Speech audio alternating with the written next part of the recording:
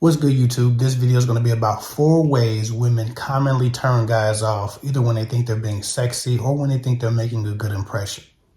4 ways women are turning guys off and don't even know it. And that's out and about, that's at the club, that's in social environments, that's on the phone conversationally. These 4 ways that women turn guys off are often the reason women don't make it to second dates, women don't make it to first dates, and men don't take them seriously. Again, we're talking about men of respect. Some men will never take you seriously. Now, getting right into this topic, I do want to say this before I make my points, and that is the war is won and lost with conduct. Again, the war is won and lost with conduct. That's what men are looking for. That's what men are eyeing. When people say men fall in love with what they see and women fall in love with what they hear. Men fall in love with good conduct. Men fall in love with respectable and honorable conduct. Not just tits and asses. We've simplified men because we don't understand them, and sometimes there's a lot of frustration that women have, so they simplify men to sex. But we are more than sex, and we are looking at more than your sexuality when we're deciding if we can love you. These 4 things that women do are giant displays of ego, and men hate big egos. A lot of women have big egos. And we hate big egos in a different way than women hate them. Women say they hate big egos, and then they go find the most egotistical, narcissistic asshole who's in a leader position that they can possibly find, and they date him and give him all of their good years. That's not a thing that men are going to do. When men say they hate big egos, they really hate big egos. And not in the way that women say that, and they go chase high-value men known for their big egos. So this first display of ego is overreactions.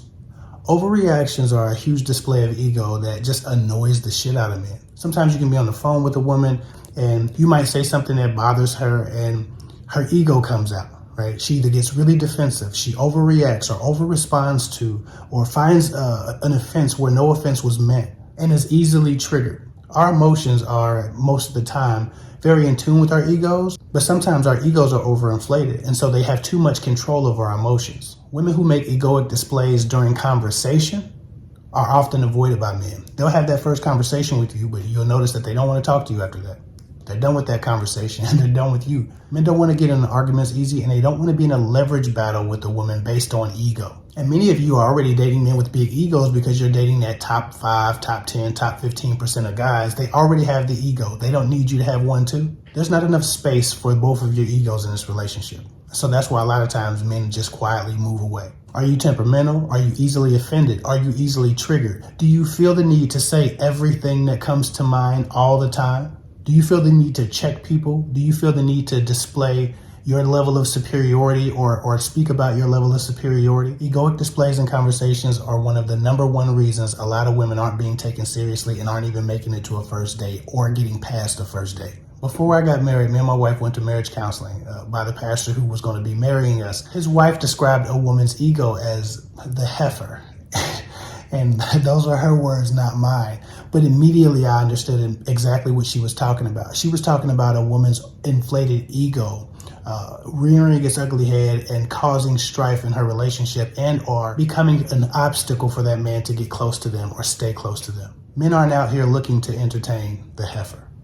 Moving on. The second way that women turn off guys and don't even realize it a lot of times is attention whoring.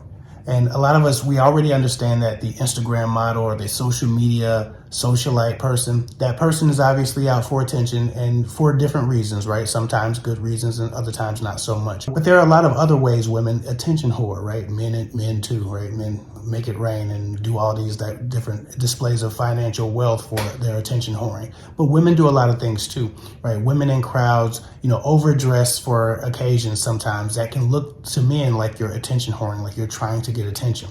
We can only assume that you're trying to get attention from other men. Sometimes women are, again, making big displays of ego. Sometimes women are smoozing with and flirting with a lot of guys. And when men see that, yes, the lucky guy gets to conquer you physically in their minds, but none of them actually want their woman acting like that.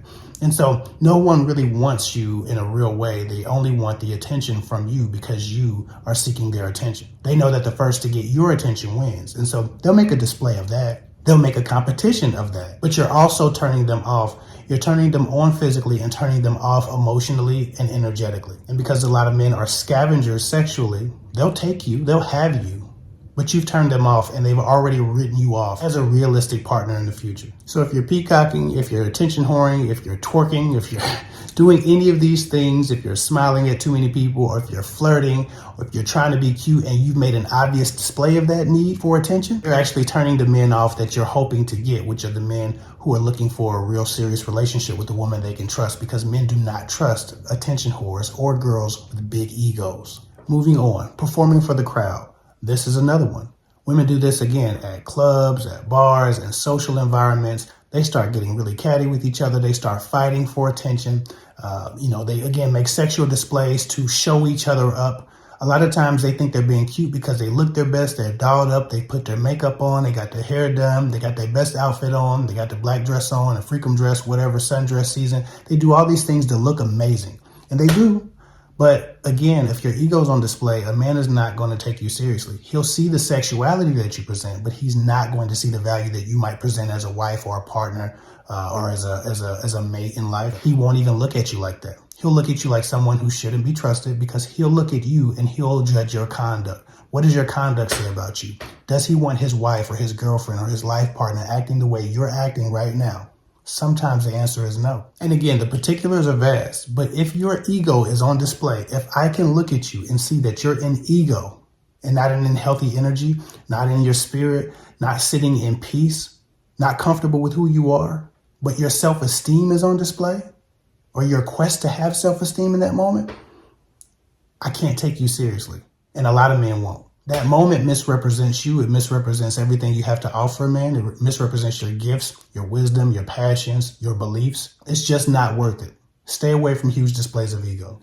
A lot of women take a lot of pride in their mouth, being smart, snapping back, clapping back at people, showing how sharp they are intellectually by putting other people down, talking shit about other women, making criticisms about people who they don't necessarily need to criticize, being haters, pointing out other people's flaws. All of these different things might make them feel good in the moment. It might make them feel superior in the moment, but men are watching. Again, the war is won and lost with your conduct. Men fall in love with the conduct they see. So make sure that your conduct represents you appropriately. In general, when men see you, they ask themselves two questions. Would I have sex with her? And would I want my wife or my girlfriend or my life partner acting the way she's acting? Usually the answer to question number one is yes. You don't have to look that damn great for it to be yes. The answer to question number two is more important, and men are more selective about that. In fact, there's an interesting statistic that says women on average only like about 3 to 5% of guys they see. What's funny is, I'm not sure it's measured. I'm not sure if anybody's quantified it, but men only like about 3 to 5% of the conduct in some women they see. Men are as selective about your conduct as you are about actually being attracted to guys, and you wonder why there's a mismatch. Men fall in love with the conduct they see, and women fall in love with the conduct they hear. So what is your conduct saying? Think about it. Anyway, that's all I got for now. Follow me at KidFig24 on Instagram. I'll get with y'all later.